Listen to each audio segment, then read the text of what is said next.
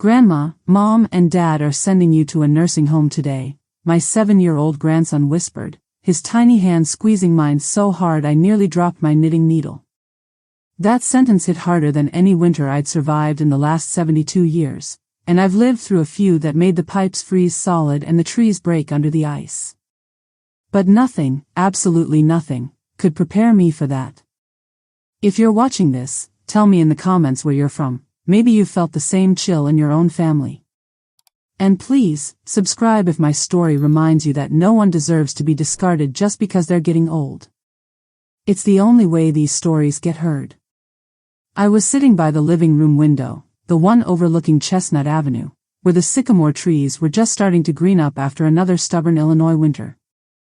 My grandson, Ethan, was building a spaceship from old cereal boxes and duct tape at my feet. The late afternoon light made dust motes dance in the air, and somewhere in the distance, a lawnmower was humming away. It was a perfect ordinary Saturday, until Ethan said those words. He glanced nervously toward the kitchen, where his mother, Vanessa, was busy fussing with her phone, probably texting the neighborhood group about another bake sale she'd never actually baked for. My son, Mark, was nowhere in sight. Lately, he was always busy. Work, errands, sometimes just hiding in the garage, the same place he used to tinker with me as a boy. "Ethan, what did you just say?" I asked, my voice steady, though my heart pounded against my ribs. He climbed onto the sofa beside me, his brown eyes wide and serious. "I heard them talking last night. Dad said it's too much work for you to be here alone, and Mom said it's too expensive for us to keep helping you." They looked at places on the computer. His words were so matter-of-fact, like he was telling me about a new toy, not the end of my life as I knew it. The air in the room shifted, colder now, despite the spring sunshine. My hands shook, so I set down my knitting and pulled Ethan close. "Thank you for telling me, sweetheart." He buried his face in my sweater, that old gray one I've had since Mark was in high school, and I stroked his hair, feeling every one of my 72 years. In the kitchen, Vanessa's voice grew sharper, and I caught a glimpse of her blonde ponytail whipping as she turned. "Ethan, time to wash up. We're leaving in 5 minutes." I swallowed hard and kissed the top of his head, forcing my voice to sound cheerful. "Go on, honey. I'll be right here." He trotted off, his skinny arms swinging, and I stood up on unsteady feet. In the hallway mirror, my reflection looked back, white hair in a messy bun, blue cardigan, the silver chain Mark had given me for Christmas hanging around my neck. I hardly recognized myself. I used to be the strong one, the mom who worked 2 jobs, baked birthday cakes from scratch, and never missed a Little League game. Now I was a problem to be solved. An inconvenience. I walked down the short hallway to my bedroom, the faded wallpaper still covered in tiny violets, and opened my dresser drawer. My jewelry box, a battered thing with a broken hinge, was waiting, just as it always had. But today, my hands searched for something more important than rings or old love letters. Beneath the velvet lining, I found the small gold key I'd hidden years ago, after Walt passed away. My late husband, Walt, used to say, "Plan for the worst, hope for the best." I'd tried to follow his advice, but I never imagined the worst would come from my own family. Still, I wasn't going to let them decide my future without a fight. The front door banged open. Mark's heavy footsteps on the tile made me jump.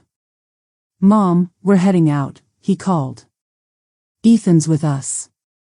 You'll be okay for dinner, right?" He didn't look me in the eye as I stepped into the hall, just gave me a quick, distracted smile. "Of course," I answered. "You kids have fun." As the car backed out of the driveway, Ethan pressed his palm to the rear window and waved, his small face pressed against the glass. I waved back, my heart breaking and hardening at the same time. When the house finally settled into silence, I sat on the edge of my bed, clutching that key, and made a decision. If my family thought they could send me away like an old share no one wanted anymore, they were in for a shock. And if you've ever felt like you don't matter, or like your voice is being drowned out by people who should love you the most, then keep watching. This is my story, but it might just be yours, too. The house was too quiet after they left, the kind of silence that presses in on your chest and makes every tick of the clock seem louder. I wandered into the kitchen, put on a pot of coffee out of habit, and looked around at the evidence of family life that somehow didn't include me anymore. Ethan's sneakers were abandoned near the door, and a pile of mail sat untouched on the counter, mostly bills and circulars. I found myself wishing for the days when Mark would come home, sweaty from football practice, shouting about how hungry he was, or when Vanessa would call me for a recipe because she wanted to surprise him with his favorite pie. That all seemed like another lifetime. I sat at the kitchen table, tracing circles on the faded tablecloth and thinking back to when Walt and I first bought this house on Chestnut Avenue. We couldn't afford much, but we made it a home. I remembered painting the walls in a shade of pale yellow, because Walt said it made the mornings feel sunnier. We planted hydrangeas out front, blue, his favorite, and he built the porch swing where we'd sit on summer nights, just listening to the crickets. After he died, I tried to keep things just the way he'd want, but life has a way of moving on, with or without your permission. As the afternoon wore on, I stared out the kitchen window at the old maple tree in the backyard, its branches stretching high above the fence. That tree had seen so much: Mark's first steps, Ethan learning to ride a bike, even Vanessa's attempts at gardening before she lost interest. Now its leaves were coming in bright green, a promise of another spring, but my own future felt as gray as a February sky. A knock at the back door startled me out of my thoughts. It was Mrs. Reynolds from next door, carrying a plate of lemon bars. She's lived on Chestnut Avenue as long as I have, though we've only ever exchanged pleasantries over the fence. I made too many, she said, smiling. But I could see the worry in her eyes. We sat together at the table, the lemon bars untouched between us. "You all right, Dorothy?" she asked, using my full name, which nobody does anymore except old friends and doctors. I wanted to say yes, to put on the brave face I'd always worn. Instead, my shoulders sagged, and I shook my head. "No, not really. Mark and Vanessa, they're talking about sending me to a home." She patted my hand, her own spotted with age. "It's not right, you know.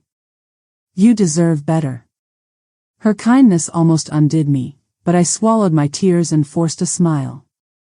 "Thanks, Judy. I just need to figure out what to do next." When she left, I sat for a long time, staring at the plate of lemon bars. I knew I couldn't count on Mark or Vanessa to look out for me, not anymore.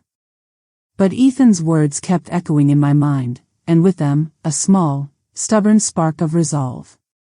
Maybe I was old, but I wasn't helpless. Not yet. That evening, as the sun dipped low and painted the sky in pinks and oranges, I unlocked the old roll-top desk in the spare room. The gold key from my jewelry box fit a tiny lock at the back, a hiding spot Walt had insisted on.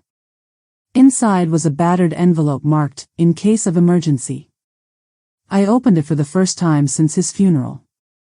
There was a bank statement, neatly folded, and a letter in Walt's strong handwriting. The bank balance was more than I'd remembered, and the letter was a gentle reminder that he'd always believed in planning ahead. "If you're reading this, Dorothy, something's gone wrong. Trust yourself. You're smarter and stronger than you know." I smiled through my tears, feeling him with me, even now. The phone rang, jolting me back to the present. I hesitated before answering, already knowing who it would be. Mark's voice was tight. "Mom, is everything okay? Ethan said you seemed upset." I kept my answer calm. "I'm fine. Just thinking." He hesitated, then cleared his throat. "Listen, Mom, we need to talk tomorrow. There's a place on Lakeview they want us to tour with you. It's really nice, private rooms, gardens, everything." "Tomorrow, then," I said, my voice even. "I'll be ready." When I hung up, I sat in the darkness, the only light coming from the street lamp outside. Maybe Mark and Vanessa had forgotten who I was, but I hadn't. And I wasn't about to let them write the ending of my story for me. I stood up, squared my shoulders, and went to pack a small bag. If they wanted to see how helpless I really was, they'd have their answer soon enough. That night, I barely slept. Every time I closed my eyes, I saw Ethan's worried face and heard his small voice whispering that warning again. I got up before dawn, brewed a pot of coffee, and sat by the window watching the sky turn from navy to lavender. The neighborhood was silent except for the distant sound of a garbage truck. I realized it might be my last morning here, my last time watching the sun rise over Chestnut Avenue from this battered old recliner. The suitcase sat on my bed, half packed with clothes, my blood pressure medicine, and Walt's faded flannel shirt. I took my time, folding each item neatly. I added a photo of Ethan on his 7th birthday, his hair sticking up every which way, frosting on his nose. I tucked in a paperback novel I'd read 100 times, and at the last minute, I placed Walt's wedding ring, still hanging on its chain, between my shirts, as if it could protect me from what was coming. I walked slowly through the house, touching the backs of chairs and the cool glass of the living room windows. Every room felt smaller now, as if it were shrinking around me. I stood for a while in the doorway to Mark's old bedroom, remembering the posters he'd once plastered on the walls, the trophies that used to crowd the shelves. Most of it was gone now, packed away or donated when Mark and Vanessa moved in after Walt's funeral. What remained were memories, a baseball cap, a worn-out teddy bear, a collection of seashells from our one trip to Florida. After breakfast, I went outside and sat on the porch swing. The air smelled of lilacs and wet grass. I watched as Mr. Dorsey from across the street walked his dog and waved. I smiled and waved back, my heart aching at the ordinariness of it all. Would anyone notice if I disappeared? Would anyone care except for Ethan? By the time Mark's car pulled up, I was ready, or at least as ready as I'd ever be. Vanessa barely looked at me as she got out, dressed in a crisp white blouse and carrying her tablet like a shield. Mark's face was tight, pinched with stress. "We have an appointment at 10, he said, checking his watch. "Are you ready, Mom?" I nodded and followed them to the car, clutching my purse and the handle of my suitcase. Ethan sat in the back seat, his knees pulled up, silent and pale. He tried to smile at me, but his eyes were shining with tears. The drive was awkward. Mark tried to fill the silence with small talk, describing the facility on Lakeview. "It's got a nice garden, a rec room, even a library. You'll like it, Mom. You'll have company, and they have people on staff all the time." Vanessa scrolled through her phone, pretending not to hear. I stared out the window, memorizing every street, every familiar landmark. We passed the Mill Cafe, where Walt and I used to have Sunday breakfast, and Russo's Grocery, where the owner still calls me dear, even though I've been shopping there for 30 years. When we reached the nursing home, it looked pleasant enough: brick walls, big windows, a line of geraniums along the walk. But the moment I stepped inside, I felt the air shift. It smelled faintly of bleach and something sweeter underneath, like overripe fruit. The receptionist smiled too brightly. Mark and Vanessa led me on a tour with a woman named Sharon, who wore a name tag and a smile that never reached her eyes. She showed us the activities room. We have bingo every Thursday, the garden courtyard, the sunlit dining hall with its neat rows of tables. Everyone we passed seemed distant, sitting quietly, eyes glazed or lost in their own thoughts. I nodded politely, making notes in my mind. It was clean. It was orderly. But it wasn't home. Ethan squeezed my hand the whole time, his little fingers trembling. When Sharon wasn't looking, he leaned close and whispered, "Don't let them take you, Grandma. Please." I hugged him as tightly as I dared. "Don't you worry, sweetheart," I whispered back. "Grandma's got a few tricks left." By the end of the tour, Sharon handed us a stack of brochures and paperwork. Vanessa took them, already flipping through the options. Mark smiled, strained and hopeful. What do you think, Mom? It's a good place, isn't it? I looked at him, really looked at him, the way a mother sees her child no matter how old he is. I saw a man worn down by life, pulled between his wife's ambitions and his own fear of failing as a son. For a moment, I almost felt sorry for him. It's lovely, Mark, I said softly, but I'm not ready to leave my home just yet. He looked away, jaw set, and I knew this conversation was far from over. But I'd planted my feet in the sand. I wouldn't let anyone push me under, not without a fight. That night, as I lay awake in my old room, I began to form a plan. I was more than someone's burden. I was Dorothy Jameson, and I'd be damned if anyone was going to write the last chapter of my life without my say-so. I didn't get much sleep after that day. My mind spun with worries, not just for myself but for Ethan too. He'd barely spoken since the tour, just sat at the kitchen table that night pushing peas around his plate until Vanessa snapped at him to finish up. Mark seemed distracted, his face buried in his phone as if he could text his way out of reality. The tension in the house felt heavy, like a storm waiting to break. The next morning, I rose before anyone else. I put on my old blue cardigan, the one Walt always said brought out my eyes, and sat on the back steps with a cup of tea. The sun was just coming up, painting the sky with streaks of orange and pink. For a moment, I tried to pretend everything was normal, that I'd hear Walt's whistle from the garage or see Ethan run outside, shoes untied, hair sticking up in every direction. Instead, all I heard was the sound of my own breathing and a distant dog barking down the street. I took a deep breath and tried to steady myself. If I was going to fight for my home, for my dignity, I needed to do more than just hope things would work out. I needed information, leverage, a real plan. I went inside and dug out the old address book from the kitchen drawer, its pages yellowed and covered in my neat cursive. My fingers trembled as I dialed the number for Diane, my childhood friend. We hadn't spoken in a few years. She'd moved to Madison after her husband died, but if there was anyone I could trust, it was her.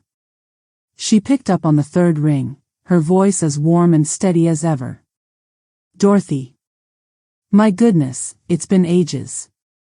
What's going on? I swallowed hard, surprised at how quickly the tears came. Diane, I need your help.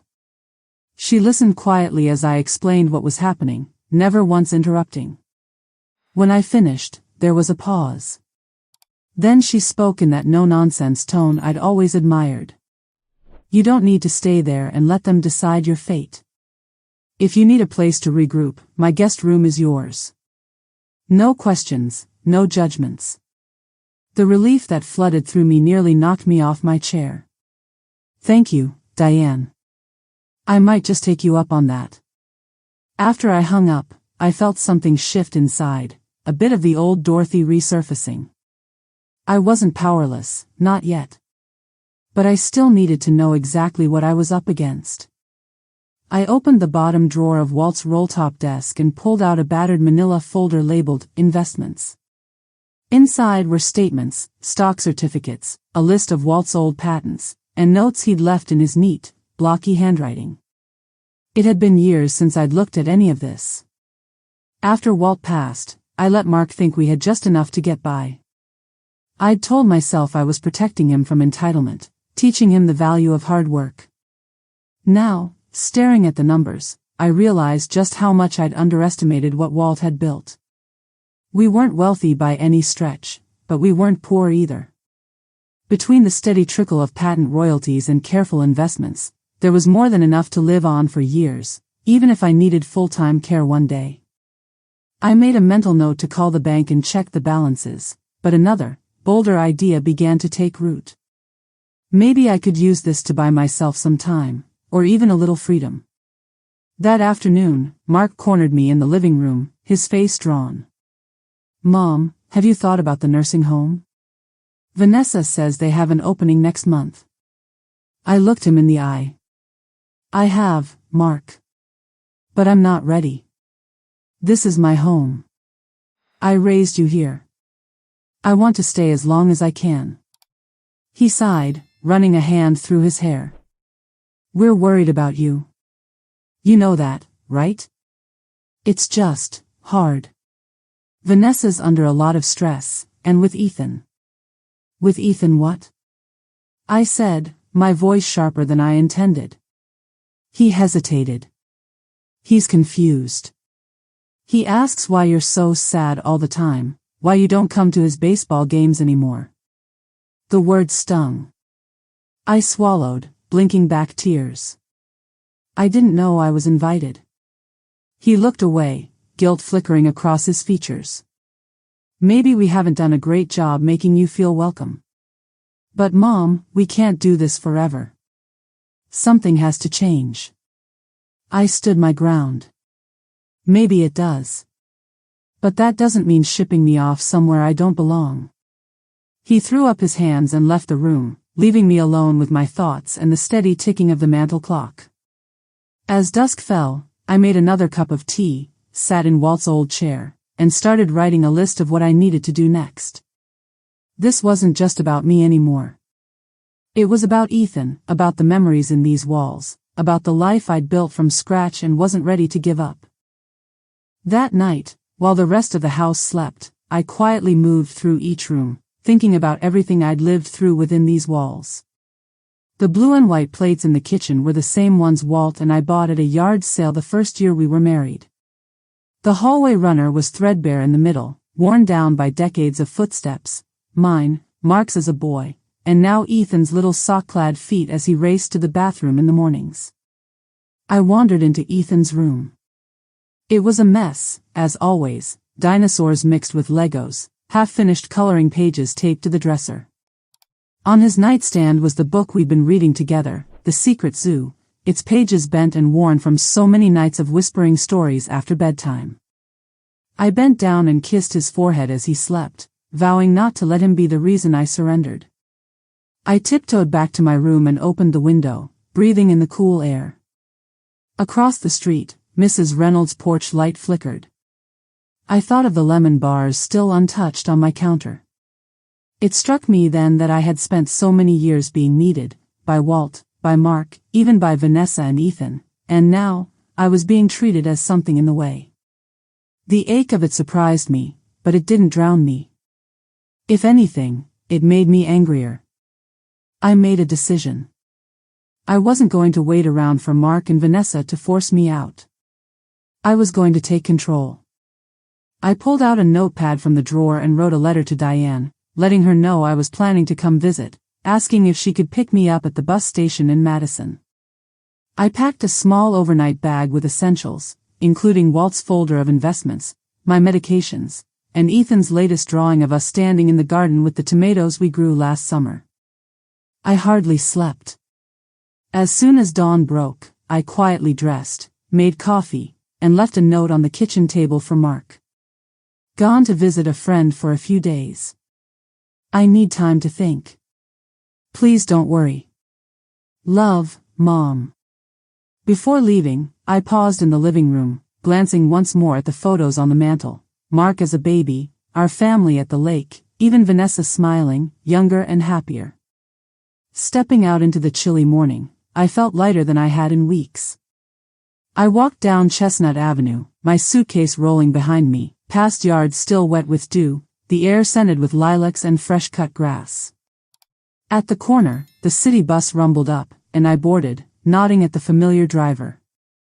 Off somewhere special today, Dorothy? He asked with a smile. Just need a little adventure, I replied, settling into my seat. As the bus wound its way through town, I watched the houses go by, each one holding its own family, its own secrets and heartbreaks. We passed the church where Walt and I renewed our vows on our 40th anniversary, the bakery where Ethan and I bought cinnamon rolls every Friday in the summer. Each memory pressed against my heart, but I reminded myself this was not running away. It was reclaiming my life. When I arrived at the bus station in Madison, Diane was waiting, bundled in her spring coat and waving enthusiastically. The sight of her nearly undid me. She wrapped me in a hug that smelled like lavender and home. "You did the right thing," she whispered, squeezing my shoulders. "Come on. Let's get you a hot breakfast and talk." At her cozy bungalow, I let myself sink into her faded floral armchair, cradling a mug of tea. The weight of the last week seemed to ease. Diane listened as I explained everything, how I'd overheard Mark and Vanessa's plans, the nursing home tour, Ethan's warning, the sense of being trapped. When I finished, she patted my hand. "They don't know what you're capable of, Dorothy. You've always been stronger than you let on. And you're not alone." Her faith in me, steady as bedrock, gave me courage. I told her about the investments Walt left and the bank account I'd kept secret, and she nodded approvingly. "So, what's your next move?" she asked.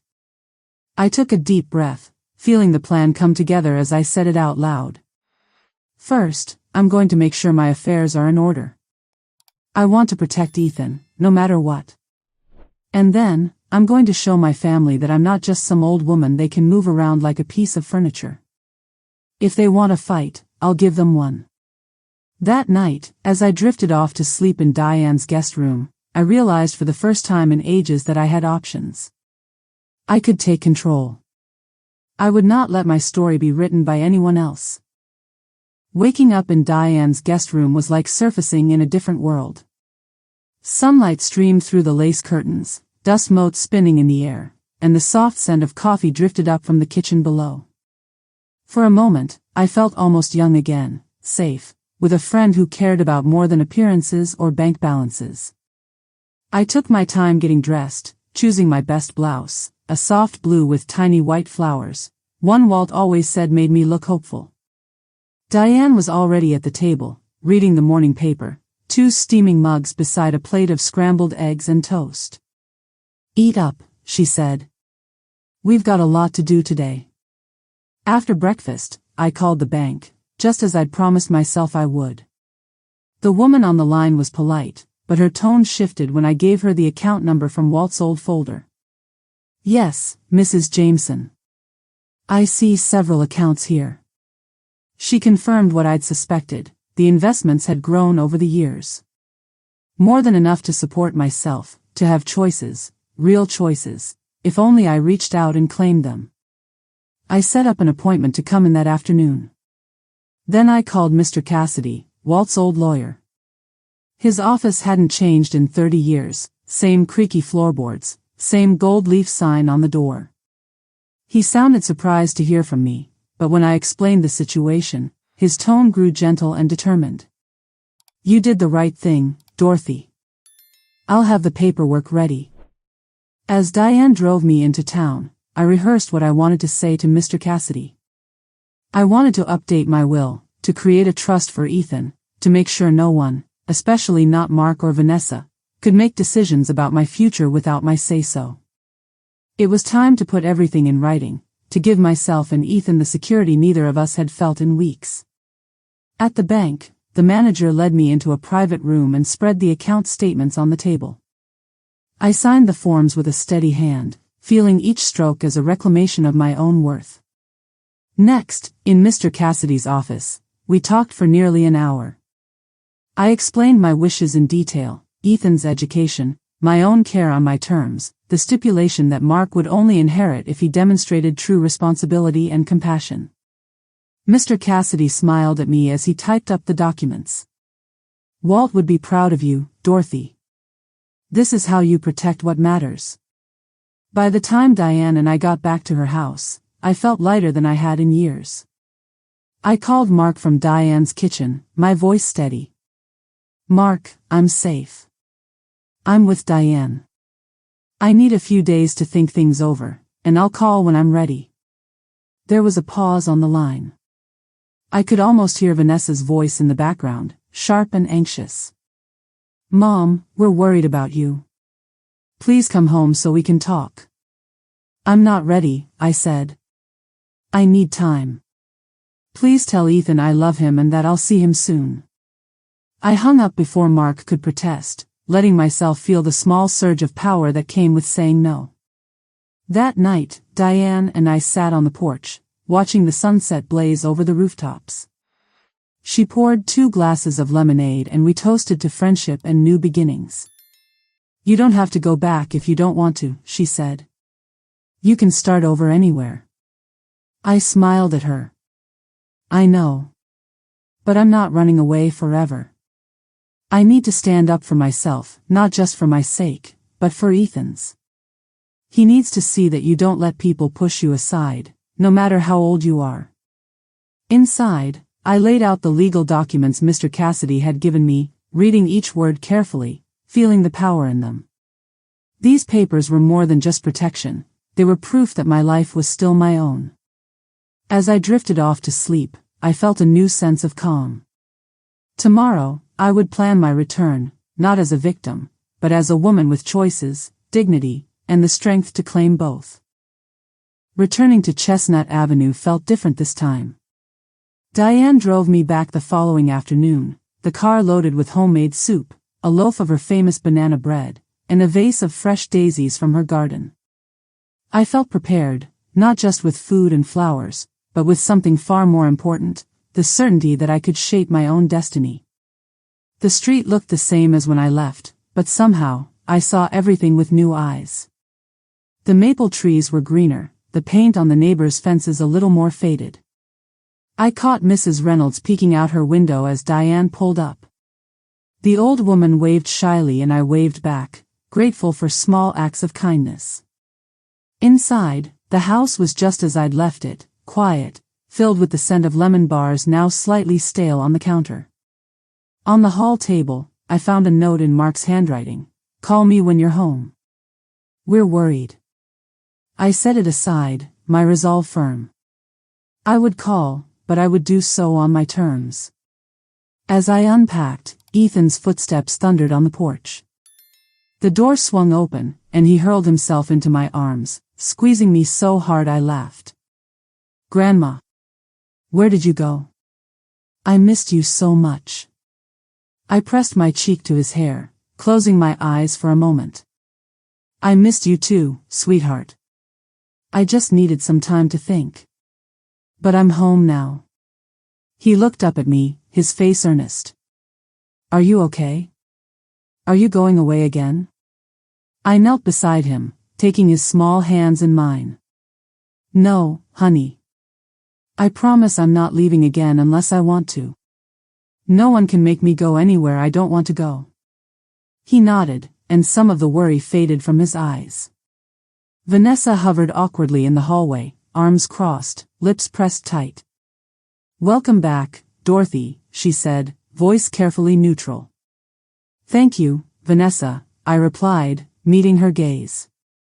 I'd like to have a family meeting after dinner. There are things we need to discuss. Mark came home later than usual. He looked tired, lines of worry etched deep on his face. Over a quiet dinner of reheated soup and sandwiches, nobody spoke much. Ethan kicked his legs under the table, Vanessa fiddled with her phone, and Mark stared into his coffee as if searching for answers. After we cleared the dishes, I gathered everyone in the living room. I sat in Walt's old recliner, the spot that had always been my anchor, and faced my family. Ethan curled up at my feet, silent and attentive. I know you've all been worried about me, I began. I appreciate your concern, but I need to make something clear.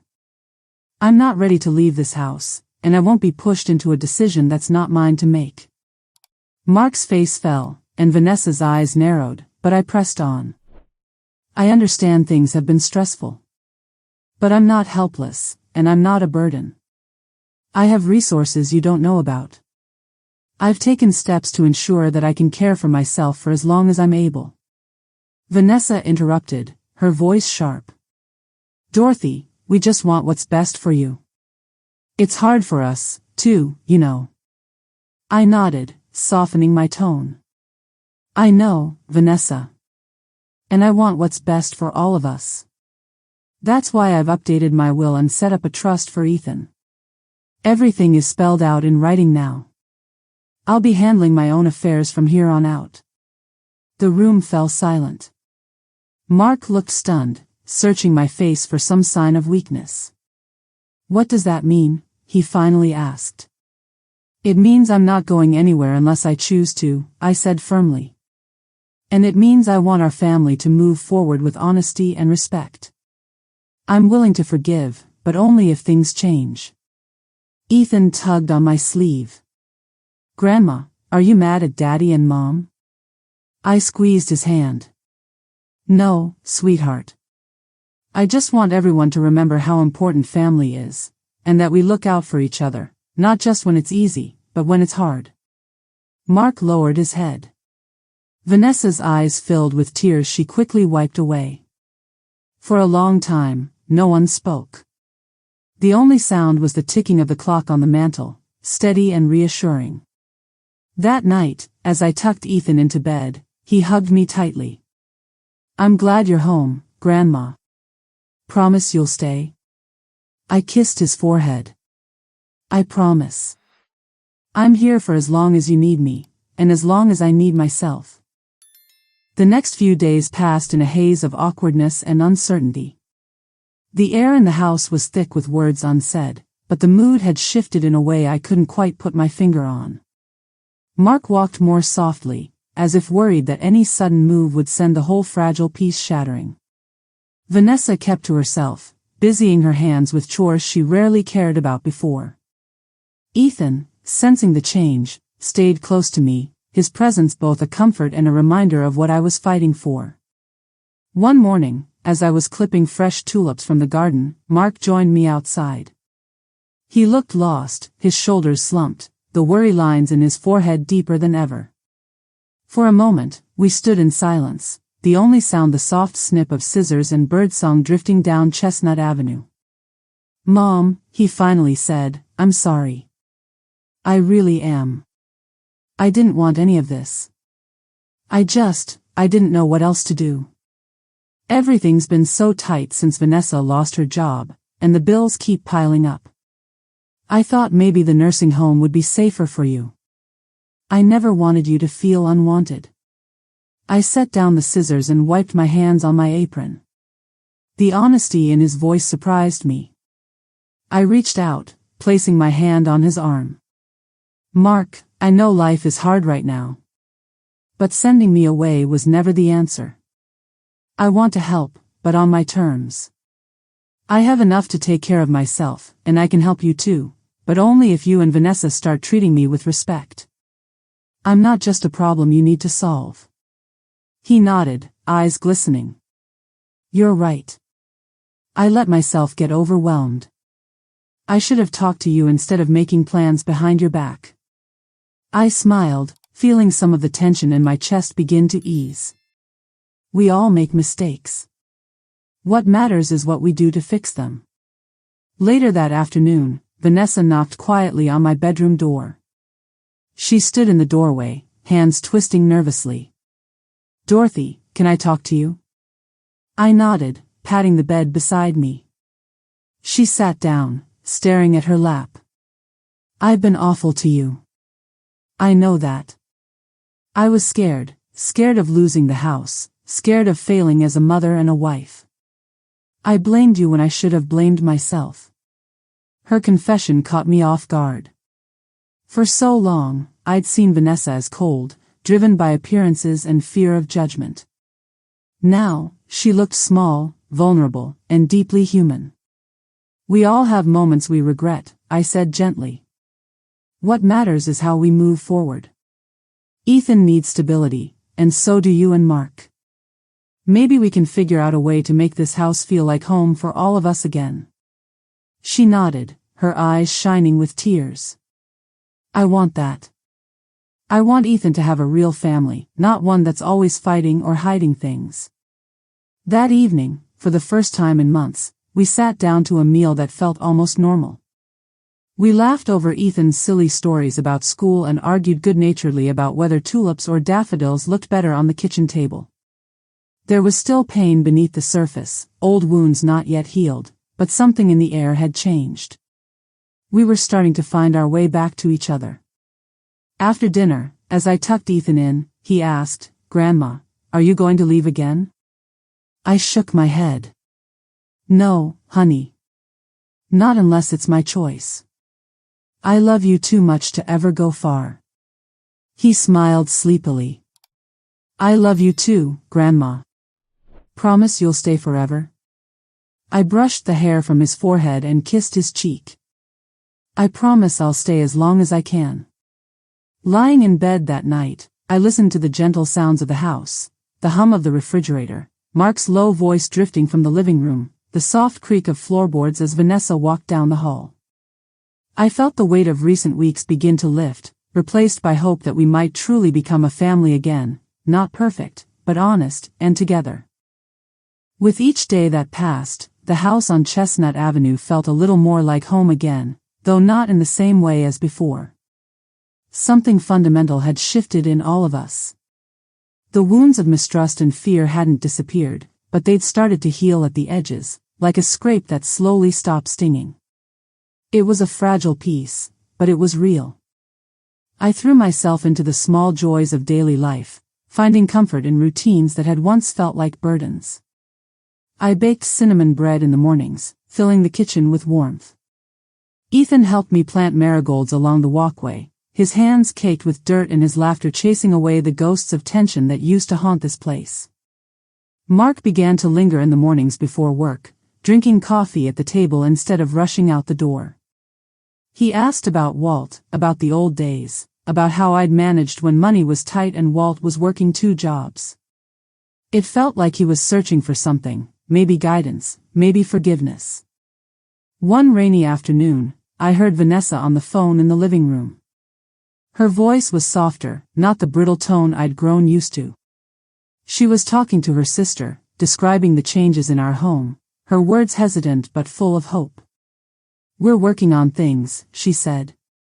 Dorothy's been wonderful with Ethan, and I think we're finally learning how to be a family. Later, she approached me in the kitchen. Would you help me with Ethan's science project? I never liked science, and he listens to you. I grinned. I'd love to. Let's see if we can make a volcano that doesn't explode all over the walls. We spent the afternoon gluing baking soda and vinegar into a papier-mâché mountain, Ethan directing us like a tiny general. Vanessa laughed when the lava bubbled over, and for a moment, she looked almost like the young woman I remembered from years ago, uncertain but open to joy. The next Sunday, we all went to the park for a picnic. It was a simple thing, sandwiches, lemonade, a faded blanket spread under the old oak tree. Mark tossed a baseball with Ethan, while Vanessa and I talked about flowers and the neighbor's annoying dog. When the sun started to set, Mark put an arm around my shoulder. Thanks, Mom, he said quietly. For not giving up on us. I squeezed his hand. That's what mothers do. That night, I sat at my bedroom window, watching the lights flicker in the houses down the street. I thought of Walt, of the long road that had brought me here. I realized that strength wasn't always about standing your ground, it was about knowing when to bend, when to forgive, and when to start over. There was still work to be done. Bills to pay, apologies to make, boundaries to set. But for the first time in a long while, I believed in the possibility of peace. I believed in my family. As I turned off the lamp and slid beneath the quilt, Ethan called from his room, "Good night, Grandma. Love you." "I love you too, sweetheart," I called back, smiling in the dark. And I meant it, in every way. The days turned into weeks, and with every passing morning, I felt my confidence return. I was no longer living in fear of being cast aside, I was living with purpose, making choices for myself and for those I loved. I found a new rhythm in the house, balancing independence with togetherness. Some days were smooth, others bristled with old habits, but there was a growing sense of honesty between us, a willingness to say what we meant, even if it wasn't always easy. Ethan began spending more time at my side, peppering me with questions about everything: why the sky was blue, how bread rose in the oven, whether Grandpa would have liked video games. We planted an herb garden together in the backyard, rosemary and mint sprouting in neat rows. I showed him how to kneel in the dirt without ruining his jeans and told him stories about Walt, about how patience and kindness could grow things just as surely as sunshine and rain. Mark and I, too, started to find our way back to each other. He began helping with dinner again, chopping onions and talking about his work in a way he hadn't since he was a boy. One night, as we shared a glass of iced tea on the porch, he turned to me with a seriousness that made me pause. "I know I failed you, Mom," he said, voice low. "I let my worries get in the way. I don't want to lose you again." My eyes filled with tears, but I smiled. "We all make mistakes, Mark. What matters is that we keep trying. I'm still here, and I always will be, as long as I can." Vanessa changed, too.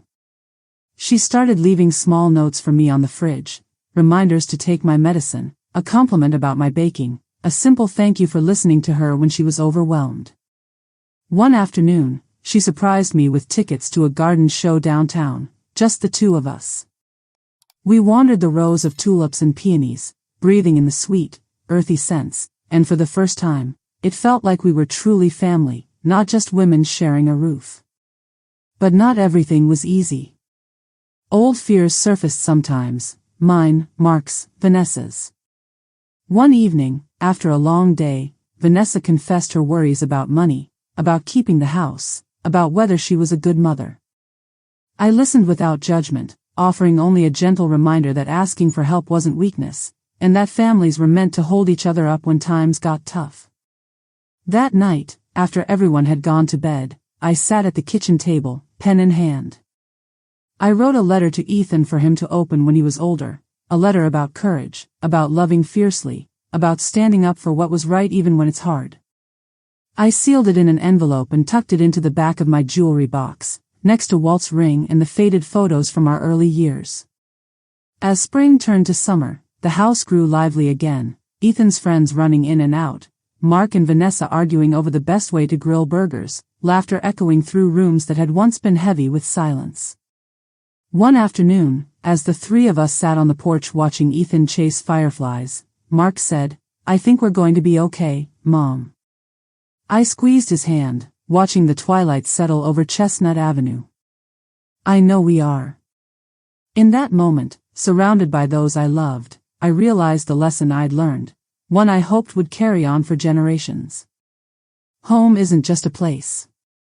It's a promise you keep, over and over, no matter how many times life tries to break it. Summer settled over Chestnut Avenue in a haze of golden light and birdsong. Our little house was busier than ever, and I sometimes marveled at how quickly the cold distance of a few months before had melted into something close to joy. Mornings were a symphony of Ethan's laughter and Vanessa humming in the kitchen. The scent of pancakes drifted through the rooms, mingling with the breeze through open windows. Even Mark, never a morning person, had started rising early, eager to spend an hour in the garden with Ethan before work. Yet for all our new routines, there were still moments of reckoning, reminders that healing doesn't erase the past, only softens it. One Saturday afternoon, Mark and I sat together beneath the big maple tree, watching Ethan try and fail to build a kite from scraps of newspaper and sticks. The wind kept catching the tail, spinning it into knots. He scowled, but kept trying. Mark let out a sigh, shaking his head. "He's stubborn. Gets that from you, I think." I laughed, reaching for his hand. "He gets his big heart from you." Mark was quiet for a while. "Do you think you'll ever forgive us, Mom? For what we tried to do?" The question caught me off guard, but I'd been waiting for it. I took a deep breath and let the sounds of the street wash over us. "I already have, Mark. Holding on to anger would just keep us stuck. I want to move forward." He nodded, tears shining in his eyes. "I'm grateful you didn't give up on us. I don't know what I would have done if you'd really left for good." "You'd have figured it out," I said softly. "Families fall apart sometimes. The trick is learning how to put the pieces back together, even if they don't fit quite the same." Inside, Vanessa was sorting through old family albums. Later, she called me in to look through the photos with her. We laughed over Mark's childhood bowl haircut, the disastrous camping trip with rain pouring into the tent, Ethan as a toddler covered in chocolate pudding. She put together a new album, filled with recent pictures, Ethan with his science project, the family in the garden, even one of the four of us at the county fair, grinning in the sunlight. That night, after Ethan had fallen asleep with a book on his chest, Vanessa knocked quietly on my door. I know I said it before, but thank you, Dorothy, for not giving up on us. I smiled, reaching over to squeeze her hand. It's what family is for. We give each other a second chance. As summer ripened, we fell into an easy routine. Sunday dinners, game nights, little traditions that made the house feel alive again. The hard days weren't gone, but now we faced them together, a team instead of adversaries. One evening, as the sun dipped behind the rooftops and the crickets began to sing, I watched Mark and Vanessa holding hands on the porch while Ethan chased fireflies in the yard. I felt something deep inside me loosen, a letting go of old pain, an acceptance of new beginnings. Later, I sat alone in the living room, the quiet a gentle companion. I thought of Walt, of all the years and struggles we'd shared. I hoped he would be proud of the life I'd fought for, and of the family we were becoming again. Before bed, I wrote a few lines in my journal, a habit I'd started as a girl and never truly abandoned. Life doesn't always turn out the way we hope. But sometimes, if we're brave enough to hold on and forgive, it can still turn out beautifully. The house was quiet as I turned out the lights. For the first time in a long while, I wasn't afraid of what tomorrow might bring. The days moved gently into fall, the maples along Chestnut Avenue turning fiery red and gold. I woke early one morning to the sound of rain against the windows and realized, for the first time in years, that I was at peace. My story had nearly been written by someone else, but I'd found the strength to reclaim it. And in doing so, I'd found my family again, remade, not perfect, but real. Life returned to its rhythms, Sunday dinners, Ethan's homework scattered across the dining table, laughter echoing down the hallways. There were challenges, yes. There were days when old wounds ached or doubts crept in. But now, I faced them with my head held high, surrounded by the people I loved and who finally understood how much I mattered. One crisp October afternoon, Mark and Vanessa sat with me on the porch, mugs of hot cider warming our hands. Ethan ran through piles of leaves, his laughter rising above the wind. Mark turned to me, his eyes bright. You know, Mom, I don't think I ever realized how strong you are. I hope I'm half as resilient when I'm your age. I smiled, feeling tears prick at the corners of my eyes. You don't have to wait until you're old to be strong. Sometimes, the hardest thing in the world is just to keep loving, even after you've been hurt. Vanessa reached over and squeezed my hand. Thank you, Dorothy, for giving us another chance. For teaching us what family means. As the sun dipped low and the streetlights flickered on, I realized how far we'd all come.